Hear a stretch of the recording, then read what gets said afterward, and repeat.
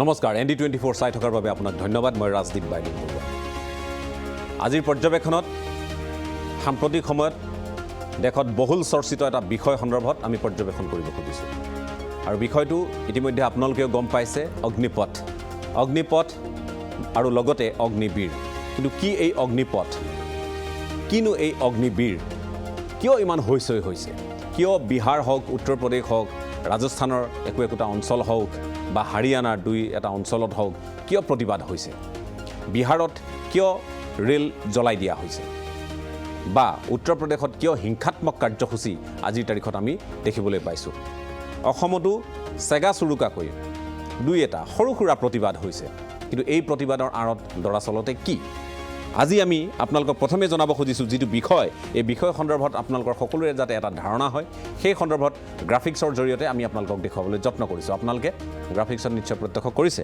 যে দেশৰ সেনাবাহিনীত নিযুক্তিৰ এই নতুন আঁচনিটো হৈছে অগ্নিপথ ৪৬,০০০ সেনাবাহিনীত ৪৬,০০০ অগ্নিবীৰক নিযুক্তি দিয়া হ'ব আৰু অগ্নিপথ আঁচনিৰ জৰিয়তে দিয়া হ'ব ইয়াত কি সুবিধা থাকিব বা কি অসুবিধা থাকিব যিবোৰক লৈ এতিয়া চৰ্চা চলিছে সুবিধাৰ ভিতৰত আমি ক'ব লাগিব যে দেশৰ সেনাবাহিনীক সেৱা আগবঢ়োৱাৰ সুযোগ যুৱ শক্তিয়ে পাব আৰু দশম শ্ৰেণী উত্তীৰ্ণ হোৱাৰ পাছত ১৭.৫ বছৰৰ পৰা ২১ বছৰৰ ভিতৰত প্ৰথমে নিৰ্ধাৰণ কৰা হ'ল অৱশ্যে এতিয়া বয়সৰ ঊৰ্ধ্বতম সীমা ২৩ বছৰ কৰা হ'ল ২৩ বছৰৰ পাছত প্ৰথমটো বেটছৰ বাবে ২৬ বছৰ কৰা হ'ল তাৰ পৰৱৰ্তী সময়ছোৱাৰ পৰা ২৩ বছৰে বয়সৰ ঊৰ্ধ্বতম সময়সীমা থাকিব গতিকে ইয়াত এই বিষয়টো সন্দৰ্ভত আপোনালোকক অকণমান আমি অৱগত কৰিব খুজিছোঁ ৪ বছৰীয়া হ'ব এই চাকৰিৰ কাৰ্যকাল অৰ্থাৎ শ্বৰ্ট ছাৰ্ভিচ কমিশ্যনৰ দৰেই হ'ব শ্বৰ্ট ছাৰ্ভিচত কিছু সময় বেছি কিন্তু ইয়াত ৪ বছৰ হ'ব ৪ বছৰক লৈ বিতৰ্ক হৈছে বহুতে কৈছে যে দেশৰ নেতাসকল নিৰ্বাচিত হয় ৫ বছৰৰ বাবে সৈনিকসকল কিয় ৪ বছৰৰ বাবে ঠিকাভিত্তিক অগ্নিবীৰ নিযুক্তিৰ জৰিয়তে দেশৰ যিটো নিবনুৱা সমস্যাৰ ভয়াৱহ ৰূপ সেইটো লুকুৱাব খোজা হৈছে নেকি ১০ লাখ নিযুক্তি আগন্তুক ১.৫ বছৰৰ ভিতৰত যে দিয়া হ'ব তাৰ অন্যতম এই কুচকাৱাজ এনেসমূহ কুচকাৱাজৰ জৰিয়তে নিবনুৱা সমস্যা সমাধান হ'ব নে বাঢ়িব কাৰণ এতিয়া কোৱা হৈছে যে এই যি অগ্নিবীৰ যিসকল প্ৰথমটো বেটছত তেওঁলোকে সেনাবাহিনীত যোগদান কৰিবলৈ বা সেৱা আগবঢ়াবলৈ সুযোগ পাব তাৰ তেওঁলোকৰ প্ৰশিক্ষণ থাকিব ৬ মাহ ৩.৫ বছৰ তেওঁলোকৰ হ'ব সেৱাৰ কাৰ্যকাল গতিকে এই সেৱাৰ সময়ছোৱাত তেওঁলোকৰ দৰমহাৰ নিৰিখো কিন্তু উল্লেখ আছে দৰমহাৰ নিৰিখ আপোনালোকক জনাব খুজিছোঁ যে ইয়াৰ ভিতৰত প্ৰথম মাহত তেওঁলোকে প্ৰথম বছৰটোত প্ৰতি মাহে ৩০,০০০ টকাকৈ দৰমহা লাভ কৰিব ইয়াৰ ২১,০০০ তেওঁলোকে হাতত পাব বা একাউণ্টত পাব বাকী ৯,০০০ টকাকৈ সেৱা নিধিত জমা হ'ব দ্বিতীয় বছৰত মাহে ৩৩,০০০কৈ দৰমহা তেওঁলোকে লাভ কৰিব হাতত পাব ২৩,১০০ টকাকৈ মাহে আৰু সেৱা নিধিত জমা হ'ব ৯,৯০০ টকা তৃতীয় বছৰত মাহে ৩৬,৫০০ টকাকৈ তেওঁলোকে দৰমহা লাভ কৰিব হাতত পাব ২৫,৫৮০ টকা আৰু সেৱা নিধিত ১০,৯৫০ টকাকৈ জমা হ'ব চতুৰ্থ অৰ্থাৎ অন্তিম বছৰত তেওঁলোকে মাহে ৪০,০০০ টকাকৈ দৰমহা লাভ কৰিব হাতত পাব ২৮,০০০ আৰু সেৱা নিধিত জমা হ'ব ১২,০০০ টকাকৈ অৰ্থাৎ সেৱা নিধিত মুঠ জমা হ'ব তেওঁলোকৰ ৫,২,২০০ টকা চৰকাৰেও আগবঢ়াব আন ৫,২,২০০ টকা তাৰ উপৰিও সুদসহ তেওঁলোকে সৰ্বমুঠ যেতিয়া তেওঁলোকে অৱসৰ গ্ৰহণ কৰিব দৰমহাখিনি দৰমহা বাদ তেওঁলোকে লাভ কৰিব ১১,৭১,০০০ টকা এইখিনি তেওঁলোকে ৪ বছৰ অন্তত সুদসহ লাভ কৰিব সেৱা নিধিৰ ধনত চৰকাৰ আৰু তেওঁলোকৰ পৰা যিটো ধন কৰ্তন কৰা হ'ব তাৰ পৰা তেওঁলোকে সুদসহ ১১,৭১,০০০ টকা লাভ কৰিব বুলি জনোৱা হৈছে কিন্তু পেঞ্চনৰ নামত এটকাও তেওঁলোকে লাভ নকৰে এই বিষয়টোক লৈ প্ৰশ্ন উত্থাপন হৈছে এই পেঞ্চনৰ বিষয়টোক লৈ অগ্নিবীৰ আৰু লগতে বিৰোধীয়ে এতিয়া প্ৰতিবাদ সাব্যস্ত কৰিছে আপোনালোকে জানে এতিয়া এনেবোৰ কথা বতৰাৰ মাজতে নতুন ঘোষণা কিন্তু হৈ আছে প্ৰতিবাদ হোৱাৰ মাজত গৃহ মন্ত্ৰালয়ৰ বৈঠক হৈছে প্ৰতিৰক্ষা মন্ত্ৰালয়ৰ বৈঠক হৈছে আৰু এই বৈঠকৰ অন্তত আমি আপোনালোকক জনাব খুজিছোঁ যে গৃহ মন্ত্ৰালয়ে ঘোষণা কৰিছে যে কেন্দ্ৰীয় সশস্ত্ৰ আৰক্ষী বাহিনী আৰু অসম ৰাইফলছত ১০% তেওঁলোকৰ বাবে পদ সংৰক্ষণ থাকিব তাৰ লগতে প্ৰতিৰক্ষা মন্ত্ৰালয়ত ১০% সংৰক্ষণৰ কথা ঘোষণা কৰিছে ৰাজনাথ সিঙে এতিয়া পেট্ৰলিয়াম মন্ত্ৰালয়তো অগ্নিবীৰৰ বাবে সংৰক্ষণৰ চিন্তা চৰ্চা কৰি থকা হৈছে তাৰ বিপৰীতে কিছু সময় পূৰ্বে কেন্দ্ৰীয় মন্ত্ৰী সৰ্বানন্দ সোণোৱালে এটা ঘোষণা কৰিছে যে তেওঁৰ মন্ত্ৰালয়ৰ অধীনত এওঁলোকৰ বাবে বিশেষকৈ অগ্নিবীৰসকলৰ বাবে বিশেষ সংৰক্ষণৰ ব্যৱস্থা থাকিব। গতিকে কি শতাংশত থাকিব, কি পৰিসৰত থাকিব, সেইখিনি আমি আপোনালোকক জনাম। গতিকে প্ৰত্যেকটো মন্ত্ৰালয়ে এতিয়া চিন্তা কৰিছে, কাৰণ ৰাজনীতি আৰম্ভ হৈছে অগ্নিপথক লৈ। যদিওবা যিসকল নিবনুৱা, যিসকলে সেনাবাহিনীত তেওঁলোকে স্থায়ীভাৱে বা দীঘলীয়া সময়ৰ বাবে নিযুক্তি বিচাৰিছে আৰু অতদিনে তেওঁলোকে বিভিন্ন ধৰণৰ সাক্ষাৎকাৰ বা ৰেলীত অংশগ্ৰহণ কৰিছে, তেওঁলোকৰ বাবে এই কথা, এই ঘোষণা যথেষ্ট হতাশাজনক হৈছে তেওঁলোকৰ বাবে, যাৰ বাবে তেওঁলোকে প্ৰতিবাদ সাব্যস্ত কৰিছে। এই বিষয়টোত আমি সেয়েহে সকলো দিশ চালি জাৰি আচল কথাবোৰনো কি আমি আমাৰ দৰ্শকসকলক জনাব খুজিছোঁ। অসমত অৱশ্যে মই আকৌ ক'ব লাগিব, অকপতেই ক'ব লাগিব, অসমত ব্যাপক ধৰণৰ এই বিষয়টোক লৈ চৰ্চা ব্যাপক ধৰণে হোৱা নাই। সামাজিক মাধ্যমত দুই একে কৰি আছে, কিন্তু বিষয়টো যিহেতু ৰাষ্ট্ৰৰ হিত আৰু লগতে ৰাষ্ট্ৰৰ প্ৰসংগক লৈ জড়িত, সেনাবাহিনীক লৈ জড়িত, সেনাৰ সেৱাক লৈ জড়িত, আৰু আমাৰ প্ৰায় 60 লাখ পদ যিহেতু সশস্ত্ৰ বাহিনী, সেনাবাহিনী, কোষ্ট গাৰ্ডৰ পৰা আৰম্ভ কৰি আৰক্ষী আমাৰ সকলোতে খালী হৈ আছে। এই পদসমূহ পূৰণ কিদৰে হ'ব? এই 46,000 যি প্ৰথম পৰ্যায়ত হ'ব, 4 বছৰৰ কাৰণে হ'ব, আকৌ 4 বছৰত আহিব। কোৱা হৈছে যে নতুন নতুন বা যুৱশক্তি আহিব আৰু তেওঁলোকে 25 বছৰ বয়সৰ ভিতৰত তেওঁলোকে যথেষ্ট উপাৰ্জন কৰিবলৈ সক্ষম হ'ব। আৰু সাধাৰণতে কোৱা হয় যে দেশৰ 2% আমাৰ যুৱশক্তিৰ 2%হে 25 বছৰ বয়সত তেওঁলোকে লাখপতি হয় বা লাখ টকাৰ অধিকাৰী হয় বা ঘটিবলৈ সক্ষম হয়। এই কথাও কিন্তু কোৱা হৈছে। কিন্তু এই কথাবোৰ আমি আলোচনা কৰিব লাগিব। আমেৰিকাৰ প্ৰসংগও টানিছে, ক'ৰবাৰ পৰা ধাৰ কৰি অনা হৈছে নেকি, ইজৰাইল, ফ্ৰান্সৰ পৰা এই নীতি ধাৰ কৰি অনা হৈছে নেকি, তেনেধৰণৰ চৰ্চাও চলিছে। কংগ্ৰেছে প্ৰতিবাদ সাব্যস্ত কৰিছে। সোনিয়া গান্ধীয়ে তেওঁলোকে হিংসাত্মক কাৰ্য পৰিহাৰ কৰি অহিংস আন্দোলন আৰম্ভ কৰিবলৈ তেওঁলোকে যি ভাবি অগ্নিবীৰসকলক আহ্বান জনাইছে। এনেধৰণৰ কথা বতৰা চলি আছে, বিৰোধ চলি আছে। কাৰণ প্ৰথম বেটছৰ বা একোটা বেটছৰ 25%হে তেওঁলোকে সেনাবাহিনীত তেওঁলোকে নিযুক্তি লাভ কৰাৰ এটা ব্যৱস্থা আছে। বাকী 75%হে সেনাবাহিনীত সেৱা আগবঢ়োৱাৰ অভিজ্ঞতা, দক্ষতা ইত্যাদি প্ৰমাণপত্ৰ লাভ কৰিব, যাৰ জৰিয়তে বেংকৰ পৰা সহজ ঋণ বা আন কৰ্পৰেট ছেক্টৰত বা দৰকাৰ হ'লে তেওঁলোকে আৰক্ষী বাহিনী ইত্যাদিত তেওঁলোকে যোগদানৰ কাৰণে কিছু সুবিধা লাভ কৰিব। এইবোৰ কথা কোৱা হৈছে। গতিকে এই বিষয়টো আপোনালোকৰ জ্ঞাতাৰ্থে আমি অৱগত কৰিব খুজিছোঁ, আলোচনা কৰিব খুজিছোঁ। বিৰোধীয়েনো কি কাৰণে প্ৰতিবাদ সাব্যস্ত কৰিছে বা ভাবি অগ্নিবীৰসকলে বিহাৰ আৰু উত্তৰ প্ৰদেশত ঘাইকৈ কিয় ইমান তেওঁলোকে উৎপাত কৰিবলগীয়া পৰিস্থিতি হৈছে, ৰাষ্ট্ৰীয় সম্পদ কিয় তেওঁলোকে ধ্বংস কৰিছে, তেওঁলোকৰ যুক্তিযুক্ততা ক'ত, এই কথাখিনি আমি অকণমান ফঁহিয়াই চাব খুজিছোঁ। আমাৰ সৈতে কেইবাগৰাকীও অতিথি আৰু বিশ্লেষক আজি উপস্থিত আছে। মই প্ৰথমে স্বাগতম জনাব খুজিছোঁ। আমাৰ মাজত যিহেতু ব্ৰিগেডিয়াৰ অৱসৰপ্ৰাপ্ত ৰঞ্জিত বৰঠাকুৰ ডাঙৰীয়া উপস্থিত আছে, মই আপোনাক স্বাগতম জনাইছোঁ। আন এগৰাকী অৱসৰপ্ৰাপ্ত সেনা বিষয়া কৰ্ণেল পবিত্ৰ মোহন গোস্বামী আমাৰ মাজত উপস্থিত আছে, মই আপোনাকো স্বাগতম জনাইছোঁ। আমাৰ সৈতে বিহাৰৰ পৰা জ্যেষ্ঠ সাংবাদিক ৰাজীৱ বিমল সংযুক্ত হৈছে। ৰাজীৱজী, আপকা ভি স্বাগত হে। আমাৰ মাজত লক্ষ্ণৌৰ পৰা বিশ্লেষক শ্ৰুতি গুপ্তা উপস্থিত আছে। শ্ৰুতিজী, আপকা ভি স্বাগত হে। ৰাজ্যিক বিজেপিৰ মুখপাত্ৰ ডক্টৰ দেৱজিৎ মহন্ত আমাৰ সৈতে আছে, মই আপোনাকো স্বাগতম জনাইছোঁ। APCCৰ মুখপাত্ৰ ৰূপক দাস আমাৰ সৈতে সংযুক্ত হৈছে, মই আপোনাকো স্বাগতম জনাইছোঁ। প্ৰথমে মই বিহাৰৰ পৰিস্থিতি সন্দৰ্ভত অকণমান সম্যক ধাৰণা এটা ল'ব খুজিছোঁ যে বিহাৰত কেইবাখনো জিলাত এই প্ৰতিবাদ হৈছে। বাকী অতিথিসকলৰ কাষলৈ যোৱাৰ পূৰ্বে राजीव जी आपके पास आना चाहेंगे क्योंकि बिहार में मसला काफ़ी गंभीर है, तो आपसे जानना चाहेंगे कि बिहार में हालत अभी कैसा है, और साथ में ये भी जानने की कोशिश करेंगे कि नए नए घोषणा खास तौर से हम बता सकते हैं कि रक्षा मंत्रालय और होम मिनिस्ट्री की तरफ से हुआ है, तो अभी जो वहाँ पे आंदोलन है, हिंसक वारदात जो है थमने का कुछ नाम ले रहा है कि अभी भी जारी है? जी, आप सबको मेरा नमस्कार और आपके चैनल के सभी दर्शकों को मेरा नमस्कार। राजदीप, आपने इतनी बेहतर तरीके से लोगों को समझा दिया है जो अग्निपथ योजना है और जो अग्निवीर तैयार होंगे उसके बारे में। अब मैं आपको बताता हूं बिहार में जो परिस्थिति है उसको लेकर। दरअसल फौज में जो बहाली होती है, डिफेंस जिसको कहते हैं, आर्मी, एयरफोर्स और नेवी की जो बहाली होती है, उसमें बिहार से बहुत सारे बच्चे जाते हैं। पूर्वांचल यूपी का जो पूर्वी हिस्सा है और फिर हरियाणा का कुछ भाग है। मुख्य रूप से ये 4-5 स्टेट हैं जहां से ज़्यादा बच्चे डिफेंस में जाते हैं। सरकार ने जो योजना लाई है युवाओं के लिए, जो योजना है अग्निपथ योजना के नाम से जिसे जाना जाता है, नो डाउट बुद्धिजीवी इंटेलेक्चुअल क्लास में अगर आप बात करेंगे तो सबको ये योजना बहुत अच्छी लग रही है। लेकिन इसमें दिक्कत ये हुई कि योजना को लाने से पहले इसको लेकर चर्चा नहीं की गई, लोगों को विश्वास में नहीं लिया गया। अचानक से ये एक योजना आई और जो बच्चे 16 साल, 17 साल, 18 साल, 19 साल के किशोर हैं, उन लोगों को समझाना मुश्किल हुआ और उन लोगों को कहीं किसी और तरीके से मोटिवेट किया गया और गलत काम के लिए उकसाया गया। आपको ये जानना चाहिए कि हम सबको ये जानना चाहिए कि बिहार के जो जिले सबसे ज्यादा प्रभावित हैं, जैसे बक्सर जिला हो, भोजपुर आरा जिला जिसको कहते हैं, अरवल जिला हो, औरंगाबाद जिला हो, जहानाबाद जिला हो, गया जिला हो या फिर नालंदा जिला हो, दरभंगा हो, इन जिलों से युवा भारी मात्रा में सुबह सुबह आप इन गांव के आसपास में देखेंगे, इन जिलों के गांवों में देखेंगे तो बच्चे तैयारी करते हैं, खास करके आर्मी के लिए दौड़ते हैं। उनको एकदम बता दिया गया कि 4 साल के बाद आप कुछ नहीं रहेंगे, 4 साल की ही नौकरी है।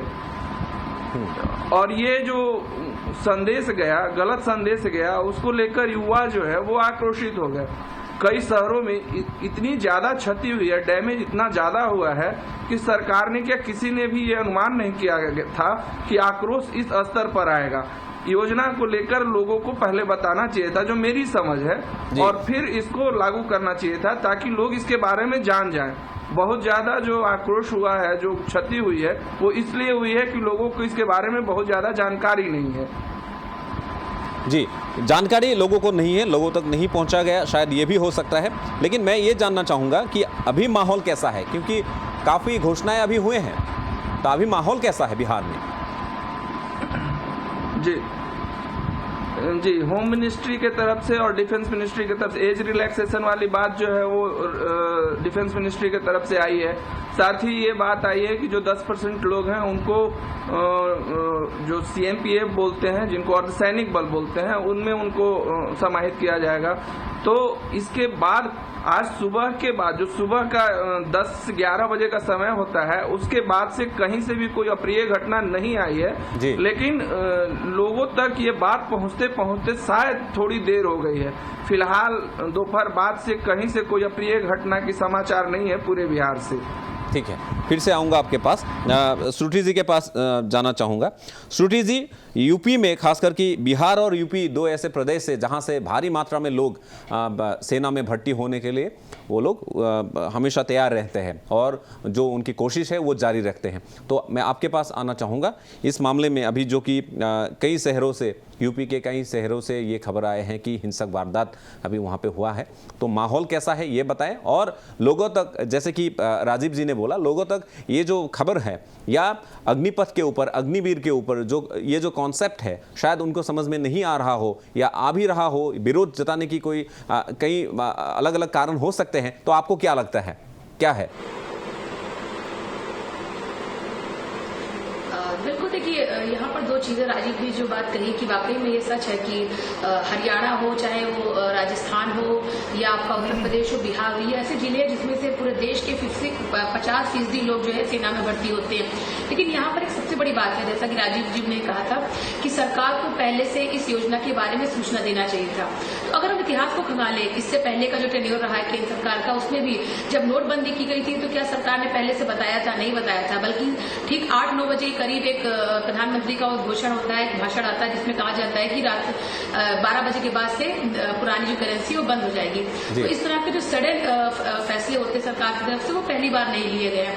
लेकिन यहाँ पर है, चूंकि ये मुद्दा, हालांकि नोटबंदी का मुद्दा भी जनहित से जुड़ा हुआ कहीं ना कहीं था, सरकार की ऐसा कहना था, ये मुद्दा भी जनहित से जुड़ा है, क्योंकि बेरोजगारी की जब बात आती है तो सबसे पहले सवाल उत्तर प्रदेश और बिहार के ऊपर खड़ा होता है, क्योंकि यहाँ पर सबसे ज्यादा जो युवा हैं बेरोजगार हैं। हालांकि आंकड़े कुछ भी कहते हो, सरकारें कुछ भी दावे ठोकती है कि उत्तर प्रदेश में बेरोजगारी दर अब कुछ कम हुई है, लेकिन फिलहाल जो मौजूदा सूरत है वो यही है। यहाँ पर जो जितना मुझे समझ में आ रहा है, वहाँ पर एक सबसे बड़ा पॉइंट ये है कि इस आक्रोश की एक वजह ये भी रही है कि पिछले 2 साल से, यानी कोरोना काल में सेना में कोई भी भर्ती नहीं हुई है और जो युवा थे वो सब सेना में भर्ती के लिए जो इच्छुक थे वो सब इसकी प्रिपरेशन कर रहे थे। उनका ये था कि इस साल जब जैसे भर्ती प्रक्रिया शुरू होगी वो इसमें हिस्सा लेंगे, शायद उनको नौकरी मिलेगी। लेकिन सरकार का जैसे ही फैसला आता है और इस तरह की योजना स्कीम सरकार लेके आती है।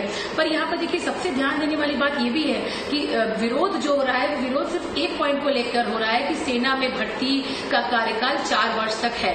इसी मुद्दे को लेकर विपक्ष भी सरकार को घेर रही है, युवा भी नाराज है। अगर इसकी और आगे जो स्कीम में सिर्फ एक ही पॉइंट को लेकर सरकार ने विचार नहीं किया, आगे और भी योजनाएं हैं, तो सबसे जरूरत है युवाओं को जो आक्रोशित है, जो नाराजगी है, चाहे वो किसी की भी हो, पूरी योजना को समझने की, फिर उस पर अपना विचार करने की। हालांकि ये सही कहा गया है कि जो नाराजगी है वो बिहार, उत्तर प्रदेश में सबसे ज्यादा देखने को मिल रही है।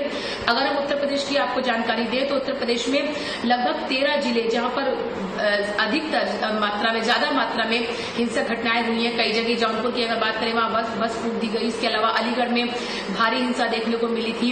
तो जो पूर्वोत्तर के जो राज्य हैं उत्तर प्रदेश के, वहां काफी भारी मात्रा में हिंसक घटनाएं सामने आई थी। लेकिन अगर प्रेजेंट की बात करें, मौजूदा हालात की बात करें, तो सरकार इस पूरे जो अप्रिय घटनाएं थी इनको रोकने में कहीं ना कहीं कामयाब भी होती नजर आई है। क्योंकि अगर उत्तर प्रदेश के लिहाज से बात करें तो करीब 250 FIR दर्ज की जा चुकी है सरकार की तरफ से, शासन की तरफ से। जो हिंसक लोग थे, जो घटना में जो लोग प्रत्यक्षदर्शी पाए गए, इसके साथ साथ 7 FIR दर्ज हुई हैं और 250 लोगों को गिरफ्तार भी किया गया है। तो ये तमाम चीजें हैं। लेकिन यहाँ पर एक सबसे बड़ी बात यहाँ पर ये भी आती है कि सरकार की तरफ से अब चूंकि जब योजना ला दी गई है और ये स्कीम जनता के सामने रख दी गई है, अब सरकार को ये चाहिए, जैसे कि आपको अगर याद होगा कि जब नोटबंदी की बात थी तो सरकार ने अपने तमाम मंत्रियों को जिम्मेदारी दी थी कि वो अपने अपने क्षेत्र में जाके जनता को ये बताएं कि इस नोटबंदी के फायदे क्या हैं और इससे जनता का क्या हित जुड़ा है। यहाँ पे ये भी जरूरी है कि सरकार वही स्टेप एक बार दोबारा ले और इस तरह की एक स्कीम या इस तरह की प्लानिंग करे, रोड मैप तैयार करे कि जो नेता है वो पब्लिक के बीच, युवाओं के बीच जाए, उनको समझाए पूरी योजना के बारे में। क्योंकि आधी अधूरी जानकारी के साथ उतरना जनता के बीच ये कहीं ना कहीं सरकार के लिए नुकसानदेह हो सकता है, वो भी ऐसे समय में जब चुनाव बहुत करीब है। जी बिल्कुल, युवा नाराज है। जी, हम सब जानते हैं कि युवाओं की भागीदारी वोट बैंक में कितनी ज्यादा होती है।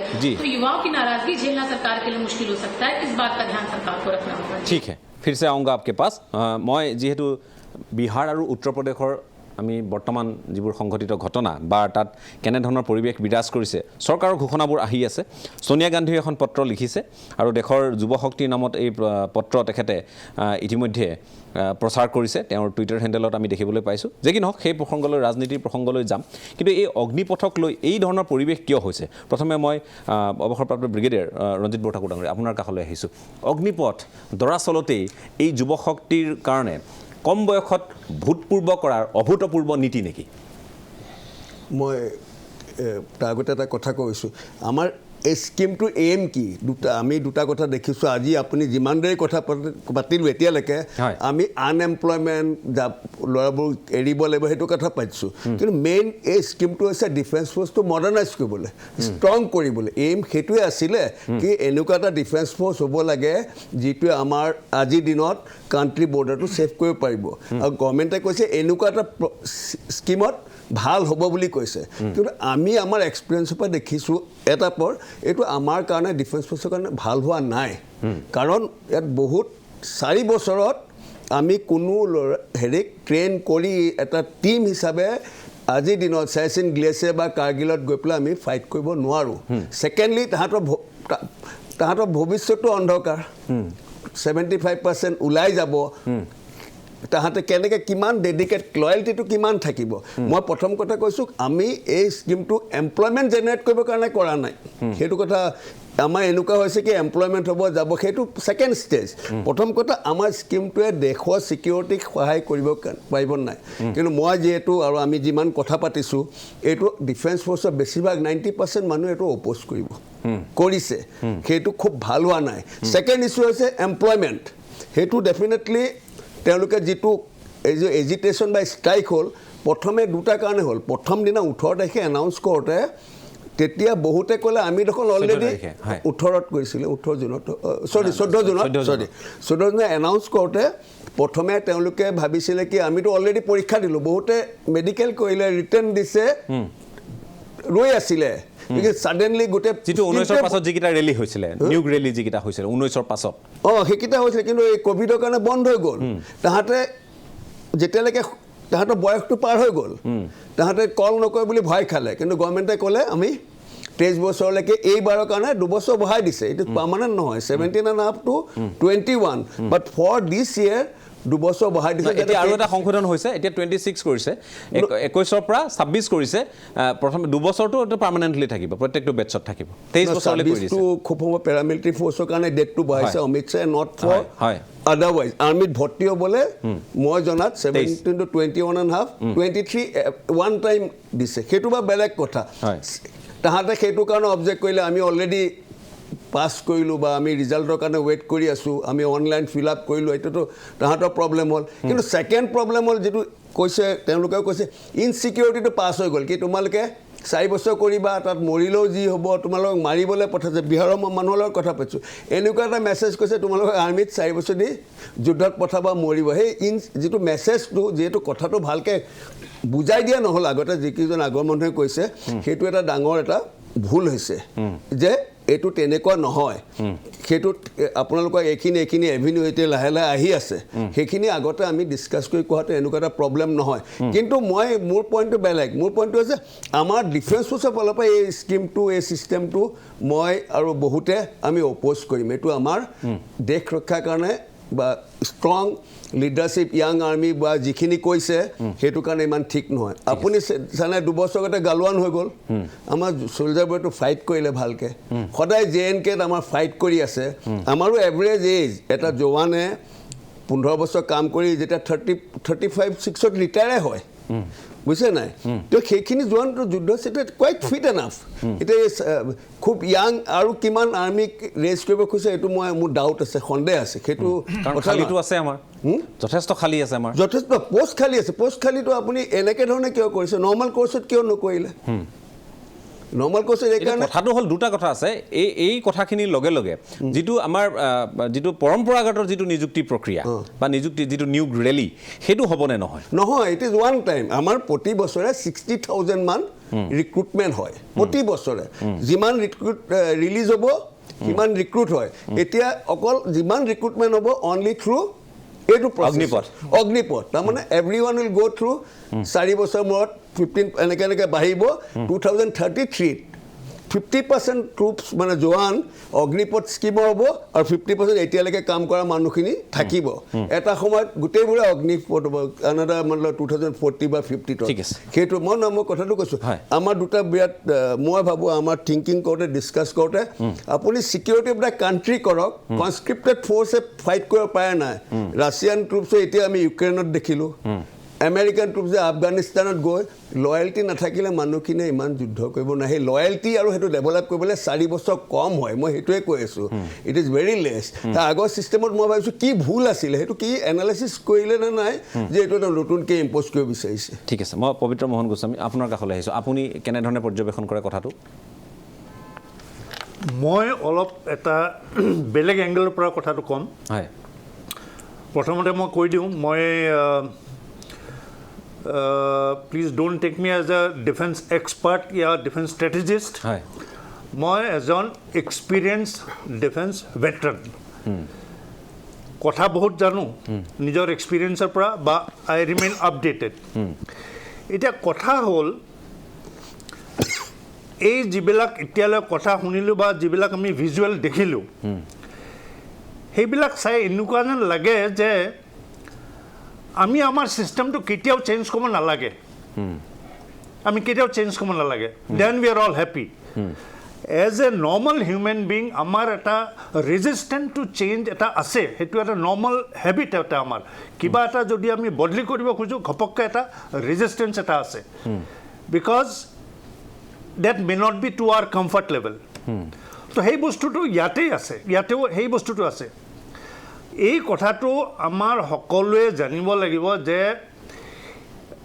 It is not full proof এইটো এটা সাংঘাতিক ডাঙৰ স্কিম এটা আল্টিমেটলি গোটেই বস্তুটো ইমান ডাঙৰ এটা চেঞ্জ হৈ যাব it can't be fool proof just at the time of introduction আৰু সেই কথাটো অলৰেডি ক্লিয়াৰ হৈ গৈছে এতিয়া বস্তুটো ইন্ট্ৰডিউচ হোৱাই নাই মানুহৰ ৰিয়েকশ্যনবিলাক দেখা গৈছে সেই ৰিয়েকশ্যনবিলাক দেখি পেলাই আমাৰ হোম মিনিষ্ট্ৰী হওক বা ডিফেন্স মিনিষ্ট্ৰী হওক ডিছকাছ কৰি পেলাই কিছুমান বস্তু অলৰেডি তেখেতসকলে এমেণ্ড কৰা আৰম্ভ কৰিছে ৱাই যদি তেখেতসকলে ভাবিলে হয় যে নহয় আমি যিটো কৈছোঁ সেইটোৱে হ'ব লাগিব তেতিয়াহ'লে এইবিলাক বস্তু এতিয়া আৰম্ভ নহ'লে তাৰ মানে কি যেনেকৈ যেনেকৈ বস্তুটো আগবাঢ়িব যেনেকৈ বস্তু তাৰ প্ৰব্লেম আহিব উই উইল চেঞ্জ আৰু এইটো ডিফেন্স মিনিষ্ট্ৰী বা এই স্কিমত এই কথাটো কোৱা আছে that there will be a dedicated team of officers plus experts যোনে টাইম টু টাইম বস্তুটো ৰিভিউ কৰি থাকিব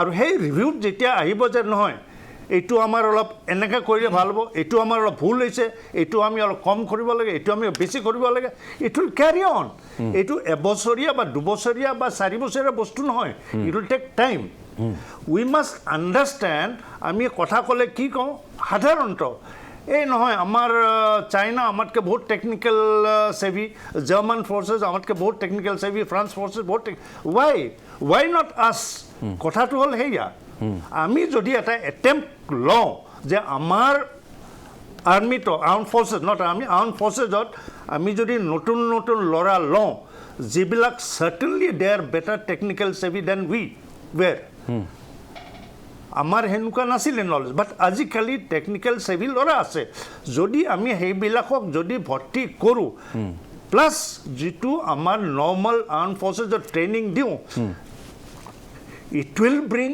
a lot of changes over a period of time জৰুৰ ল'ব কিন্তু এনেকুৱা নহয় যে মানুহৰ এটা ধাৰণা হৈছে যে আমি আৰ্মিটো বা আৰ্ম ফ'ৰ্চেছ গোটেই ৰিঅৰ্গেনাইজ কৰিব খুজিছোঁ নো ইট ইজ নট ৰিঅৰ্গেনাইজেশ্যন মই তেখেতকো এটা কথা সুধিছিলোঁ তেখেতে নহয় বুলি ক'লে মই আপোনাৰ পৰাও জানিব খুজিছোঁ যে সমান্তৰালভাৱে যিটো আমি ক'ব পাৰোঁ যে যিটো নিয়মীয়া যিটো নিযুক্তি যিটো বছৰি 60,000 হয় এই অগ্নিপথ অহাৰ পাছত সেইটো বাহাল থাকিবনে সেইটো বাহাল নাথাকে সেইটো বস্তু ক্লিয়াৰ হৈ গৈছে সেইটো বাহাল নাথাকে এই অগ্নিবীৰ ছিষ্টেমটোৱে চলিব but with definite terms and conditions কিন্তু ইয়াতে মই এটা কথা মোৰ পাৰ্চনেল কথাটো যিটো মই এতিয়া in the normal course of time যিটো মই গম পাইছোঁ বা জানিছোঁ এই বস্তুটো এদিনীয়া বস্তু নহয় এই বস্তুটো 2 বছৰ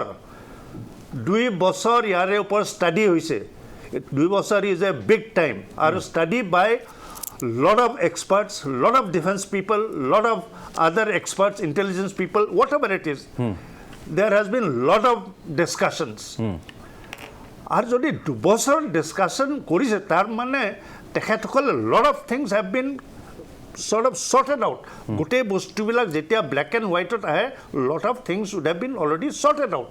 তো আজি যেতিয়া ব্ল্যাক এণ্ড হোৱাইটত আহিছে ঠিক আছে তাতে কিছুমান ক্ৰুটি থাকিব it is certainly there but then এই যে যিটো এটা প্ৰথা লৈছে মানুহে ঘপককৈ এটা reaction that is not acceptable for the good of the country তোমালোকে অলপ ৰোৱা তোমালোকে কোৱা বোলে যিটো মই ভাবোঁ দেই মই ভাবোঁ মোৰ এটা পাৰ্চনেল হয় কিন্তু বুজাব কোনে বুজাব কোনে বুজাবলৈ আমি দেখিছোঁ ইখনৰ পিছত সিখন ট্ৰেইন জ্বলাই দিয়া হৈছে বাছ জ্বলাই দিয়া হৈছে এবছাৰ্ড মোৰ এটা নিজৰ এটা কথা হৈছে কি এই ৰিয়েকশ্যনটো দেখি পেলাই এতিয়া মই ভাবোঁ দেই মোৰ এটা এবছলিউট পাৰ্চনেল ভিউ এটা যে যি এটা বেটছ ৰেলিগেট হৈ গৈছে মানে যি এটা বেটছে চান্স নাপালে প্ৰিপাৰেশ্যন কৰাৰ পিছত সেই এটা বেটছক চান্স দিব লাগে ঠিক আছে দি পেলাই তাৰে পিছত অগ্নিপথটো আৰম্ভ কৰিলে মোৰ হিচাপত বহুতখিনি নিয়ন্ত্ৰণলৈ আহিব ঠাণ্ডা হৈ যাব নিয়ন্ত্ৰণলৈ আহিব হয়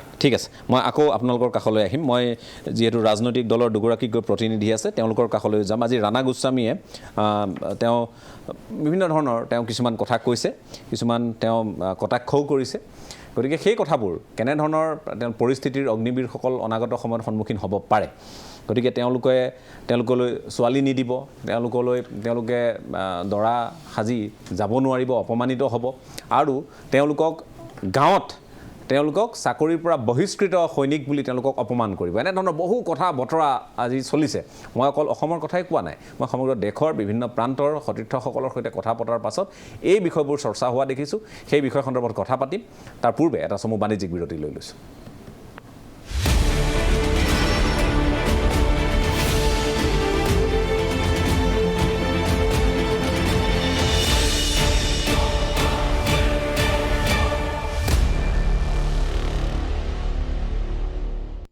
এটা চমু বাণিজ্যিক বিৰতিৰ পাছত আপোনালোকক পুনৰ স্বাগতম জনাইছোঁ। যিসকলে এই মুহূৰ্তত টেলিভিশ্যনৰ ছুইচ অন কৰিছে বা ND24 চাইছে, তেওঁলোকক আমি জনাব খুজিছোঁ আমি অগ্নিপথ আৰু অগ্নিবীৰক লৈ কথা পাতি আছোঁ। তাৰ লগতে গ্ৰাফিক্সৰ জৰিয়তে বিষয়টোৰ ওপৰত সম্যক ধাৰণা এটা যাতে আপোনালোকে লাভ কৰে সেইখিনিও আমি জনাবলৈ চেষ্টা কৰিছোঁ। লগতে ইয়াত যিসকল বিশ্লেষক আছে আৰু বিশেষভাৱে আপোনালোকক জনাব খুজিছোঁ যে সেনাবাহিনীৰ প্ৰাক্তন উচ্চপদস্থ বিষয়া আছে, ৰাজনৈতিক বিশ্লেষক আছে আৰু ৰাজনৈতিক দলৰ প্ৰতিনিধি আছে। তেওঁলোকৰ কথাখিনিও আপোনালোকে শুনক, বুজক যে এটা নিৰ্মোহ বিশ্লেষণ হওক বিষয়টোৰ ওপৰত।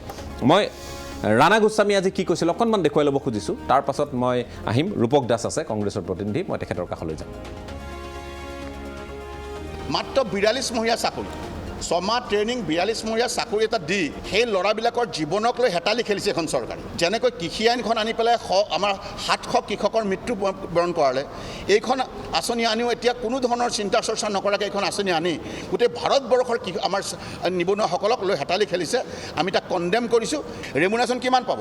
প্ৰথম বছৰত পাব মাত্ৰ 30,000 টকা, ছেকেণ্ড বছৰত পাব মাত্ৰ 43,000 টকা, এনেকৈ লাষ্টৰ বছৰত বোধহয় 42,000 টকা পাব। 4 ইয়াৰ্ছ মাত্ৰ ৰিটায়াৰমেণ্টৰ সময়ত তেওঁলোকৰ সেৱা নিধিৰ নামত তেওঁলোকৰ পৰা কাটি থোৱা টকা 11,71,000 টকা পাব। আজি তাৰিখত এজন যুৱকে 4 বছৰ কাম কৰি 11,71,000 টকা পায়, তেওঁ কোনটো পথেৰে আগবাঢ়িব? গতিকে ডেফিনেটলি তেওঁ মানসিকভাৱে ভাগি পৰিব। মানে 4 বছৰ তেওঁ কোনো ধৰণৰ বেনিফিট নাপাব, মাত্ৰ 11,71,000 টকা তেওঁ সেৱা নিধিত পাব। এইটো অদ্ভুত ধৰণৰ সিদ্ধান্ত। বেলেগত যে চাকৰি পাব, তেওঁলোকে যে ঠিকা ঠুকুলি কৰিব, বেলেগ ব্যৱসায় কৰিব, সকলো ক্ষেত্ৰতো সম্ভৱ নহ'ব। ডেফিনেটলি এইখন আঁচনি এখন ফ্লপ আঁচনি হ'ব। অগ্নি পথ নহয়, এইখন অগ্নিগৰ্ভা আঁচনি হ'ব। উত্তৰ পূৰ্বাঞ্চলততো ভৱিষ্যতেও অগ্নি শিখাবোৰ আহি পেলাই অগ্নিগৰ্ভ হ'বগৈ যদিহে চাকৰি সোমাই নিদিয়ে। যেনেকৈ আৰ্মি ৰিটায়াৰমেণ্টৰ পিছত যেনেকৈ তেওঁলোকে পেঞ্চন পায়, তেওঁলোকে চিকিৎসা সুবিধা পায়, কেণ্টিনৰ সুবিধা পায়। ঠিক আছে, মই যিহেতু কাৰ্যকৰী সভাপতিগৰাকীৰ কথা শুনিলোঁ, মই এইবাৰ ৰূপক দাস আপোনাৰ কাষলৈ আহিব খুজিছোঁ। আপোনালোকে বিৰোধ জতাইছে আৰু বিশেষকৈ মই এটা কথা ক'ব লাগিব যে সোনিয়া গান্ধী এখন পত্ৰ লিখিছে আৰু ইয়াত মই দুটামান বাক্যই মই পঢ়ি দিব খুজিছোঁ যে ইয়াত বিশেষকৈ তেওঁ উল্লেখ কৰিছে, মুझे दुख है कि सरकार ने आपकी आवाज़ को दरकिनार करते हुए नई आर्मी भर्ती योजना की घोषणा की जो कि पूरी तरह से दिशाहीन है। आपके साथ साथ कई पूर्व सैनिक व रक्षा विशेषज्ञों ने भी इस योजना पर सवाल उठाए हैं। এই কথাটো কৈ তেওঁ লিখিছে, ক্ষমা কৰিব, मैं आपसे भी अनुरोध करती हूँ कि अपनी जायज़ मांगों के लिए शांतिपूर्ण व अहिंसक ढंग से आंदोलन करे। भारतीय राष्ट्रीय कांग्रेस आपके साथ है। অৰ্থাৎ কংগ্ৰেছে এতিয়া গণতান্ত্ৰিকভাৱে অহিংসভাৱে এই আন্দোলনত যোগ দিব, সেইটোৱে পৰ্যায়লৈ আপোনালোক গৈ আছে। কংগ্ৰেছ দলৰ সদায় নীতি আদৰ্শ হৈছে গণতন্ত্ৰত বিশ্বাসী এটা দল আৰু গণতান্ত্ৰিকভাৱে আৰু হিংসা বাদ দি পেলাই অহিংসভাৱে আগবঢ়াটোৱে কংগ্ৰেছৰ নীতি। আৰু সেই কথাখিনি সেই পত্ৰখনৰ শেষৰ ফালে আমাৰ মাননীয় সোনিয়া গান্ধী ডাঙৰীয়াই কৈছে। এতিয়া কথা হ'ল অগ্নিপথ, এই আঁচনিখন প্ৰথম আপোনাৰ আৰম্ভ হৈছিল যেতিয়া মানে প্ৰপ'জেলটো আহিছিলে আৰ্মি চিফৰ পৰা আহিছিল 2020 চনত। আৰু তেখেতে যেনেকৈ আমাৰ পবিত্ৰ মোহন গোস্বামী ডাঙৰীয়াই ক'লে যে প্ৰায় 2 বছৰ আলোচনা হৈছে। হয়, আলোচনা হ'ল, কিবা এটা হ'ল, সেইখিনিলৈ আমাৰ ঠিকেই আছিলে।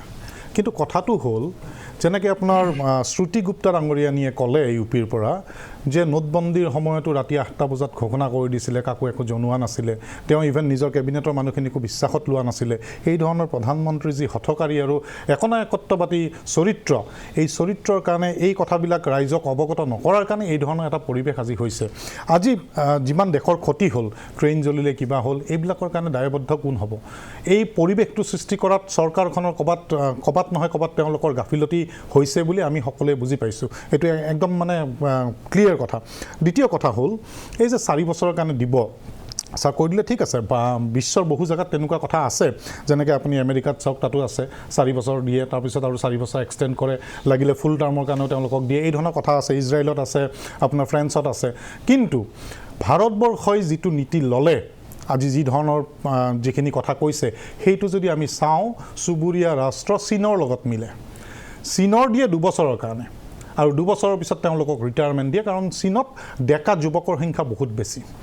তাৰপিছত তেওঁলোকে 2 বছৰ দিয়ে, দি উঠি তেওঁলোকক কি কৰে, আমাৰ ইয়াত কৈছে যে এককালীনভাৱে মানে তেওঁলোকৰ যিটো পইচা কাটি ৰাখিব ভৱিষ্যত নিধি প্ৰভিডেণ্ট ফাণ্ড, আৰু চৰকাৰে সমসংখ্যক টকা দিয়ে 11 লাখ মান টকা তেওঁলোকক 4 বছৰৰ পিছত ৰিটায়াৰমেণ্ট বেনিফিট দিব। কিন্তু চাইনাত কি কৰে, চাইনাত কৰে তেনেকৈ একো পইচা নিদিয়ে, তেওঁলোকক লোন ল'বলৈ দিয়ে, বিজনেছ কৰিব বা কিবা কৰিব, লোনটো ছাবচিডাইজ ৰেটত দিয়ে, ৰেট অফ ইণ্টাৰেষ্টটো কমাই দিয়ে, এই ধৰণৰ নীতি চাইনাৰ। কিন্তু আমেৰিকাত কি আছে, আমেৰিকাত আছে যে 2 বছৰ বা 4 বছৰত আমেৰিকা হয়, মিনিমাম 4 years, তাত কিন্তু আপোনাৰ পেঞ্চনটো আছে। আজি এই মানুহখিনি অলপ আশ্বস্ত হ'ল হয় যদি ভাৰত চৰকাৰেও পেঞ্চনৰ ব্যৱস্থাটো ইয়াত ৰাখিলেহেঁতেন, যে ঠিক আছে 4 বছৰে কাম কৰিম কিন্তু মই পেঞ্চনটো পাম, যে ভৱিষ্যতৰ সময়খিনি মোৰ এয়া হ'ব। কি এতিয়া মই এটা প্ৰশ্ন কৰিব বিচাৰিছোঁ, এই 4 বছৰৰ মকৰল হৈ থকা সময়ত ভাৰতবৰ্ষৰ সেই সৈনিকজনে যদি ক'ৰবাত যুদ্ধ লাগিবলগীয়া হয়, যুদ্ধত যদি তেওঁৰ এখন ভৰি নোহোৱা হয়, তেওঁ কি কি আঁচনি পাব? এইখিনিতো নহয়, এই কথাবিলাক আছে, ডাঙৰ কথা, এই কথাবিলাক আছে, তেওঁ ভৱিষ্যতে পাবনে নাপায়, কি কি পাব? কাৰণ এজন মানে আগৰ যিটো নিয়মত হৈছিলে, তেওঁ যি ধৰণে প্ৰতিটো কথা ক'ব পাব, যেনেকৈ আমাৰ ৰাণা গোস্বামী ডাঙৰীয়াই ক'লে যে এজন আৰ্মি ৰিটায়াৰমেণ্টৰ পিছত তেওঁ আৰ্মি হস্পিটেলত চিকিৎসা কৰিবলৈ সুবিধা পায়, কেণ্টিনৰ পৰা ছাবচিডাইজ ৰেটত বস্তু পায়, এই ধৰণৰ বহুত কথা আছে। সেইবিলাক এওঁলোকৰ ক্ষেত্ৰত প্ৰযোজ্য হ'বনে নহয়, 1 নম্বৰ কথা।